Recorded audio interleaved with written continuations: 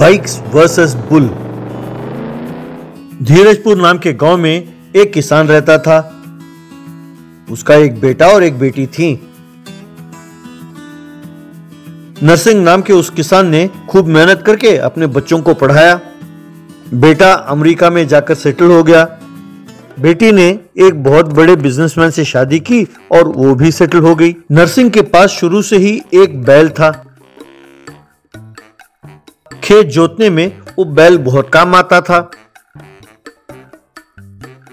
एक दिन नरसिंह की पत्नी नरसिंह से, आपने अपने बच्चों को खूब पढ़ाया। आपने उन दोनों को पढ़ाने के लिए खेत और घर भी गिरवी रखा। अब घर और खेत नीलामी होने वाला है। मैं नहीं जानती कि आप क्या करने वाले हो। तब नरसिंह ने अपने बेटे को फोन लगाया। बेटे, मैंने घर और खेत को गिरवी रखा और तुम दोनों को पढ़ाया। तुमने कहा था कि तुम सेटल होने के बाद घर और खेत को छुड़ा लोगे। अब वो नीलाम होने वाले हैं। अब उस घर, खेत और हमारा क्या होगा बेटा? बेटे ने कोई जवाब नहीं दिया और फोन काट दिया। तब नरसिंह ने बेटी को फोन लगाया और अपनी हालत बताई।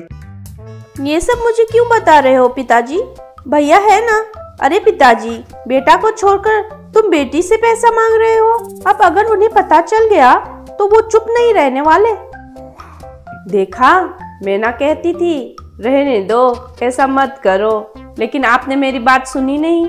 अब देखो, बच्चों को पढ़ाने के चक्कर में अपना घर और खेत नीलाम होने वाला है। बाद में खेत और घर दोनों नीलाम हो गए और सेठ चमनलाल, जिसके पास घर गिरवी रखा था, उसने घर पर कब्जा कर लिया। तब नरसिंह और उसकी पत्नी दोनों बेघर हो गए। सिर्फ बैल उनके पास रह गया। नरसिंह और उसकी पत्नी दोनों झोपड़ी में रहने लगे। एक दिन नरसिंह की पत्नी नरसिंह से, अब सब कुछ तो चला गया, अब इस बैल को रख के क्या करेंगे? अगर यही गाय होती तो दूध देती, वो दूध बेचकर पैसा कमा सकते थे, लेकिन इस बैल को रख के क्या करेंगे? ऊपर से बूढ़ा हो चला है, यहाँ अपने ही खाने के लाले पड़े हुए हैं। इसे तुरंत ही किसी कसाई को बेच दो। क्या करें भगवान, हमारे खुद के बच्चों को हमारी चिंता है नहीं। अरे इस बैल को कहीं भी छोड़ दो, ये प्यार के कारण वापस हमारे पास ही लौट आता है। और रही बात खाने की, ये कहीं जाकर चर के आ जाता है। हम तो इसे कोई चारा डाल नहीं रहे, फिर भी ये हमारे पास ही रहता है। और हमारे खुद के बच्चों को हमने कितना कुछ किया, फिर भी वो हमें छोड़कर चले गए। ये बेजुबान जानवर है, फिर भी हमारे साथ ही जुड़ा हुआ है। तब उस बैल ने नरसिंह कह के बुलाया। ये सुनकर नरसिंह और उसकी पत्नी दोनों हैरान रह गए। मेरा नाम भीम है, मैं एक गंधर्व हूँ। एक श्राप के वजह से मैं यूं बदल गया हूँ। तुम दोनों ने मेरी इतने दिन सेवा की। मैं अगर बीमार पड़ा तो तुमने मेरा इलाज कराया। मुझे चोट लगी तो तुम दुखी हुए। तुमने मुझे अपने सगे बेटे से भी ज्यादा प्यार दिया है।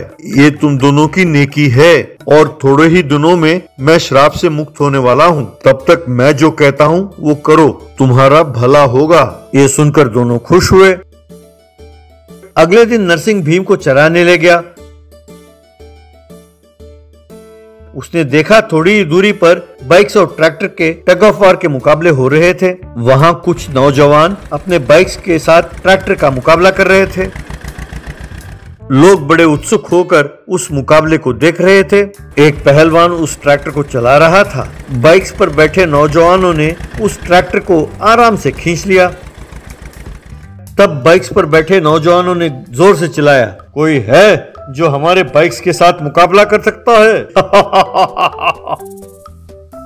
ये देखकर भीम, चलो नरसिंह, मैं उस मुकाबले में भाग लूंगा।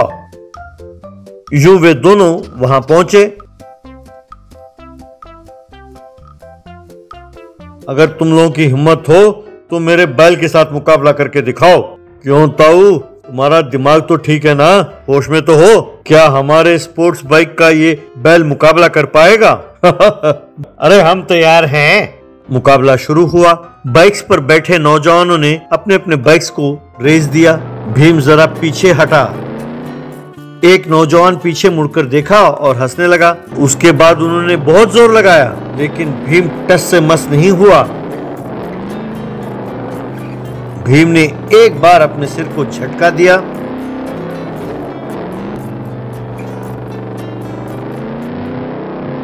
और तेजी से आगे बढ़ने लगा। यूं वे बाइक्स लकीर को पार कर गए और भीम मुकाबला जीत गया।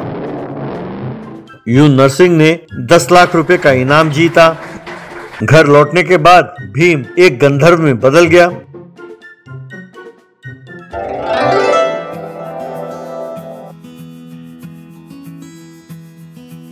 उसने नरसिंह और उसकी पत्नी को आशीर्वाद दिया और तुम सदा खुश रहो कहकर वहां से गायब हो गया।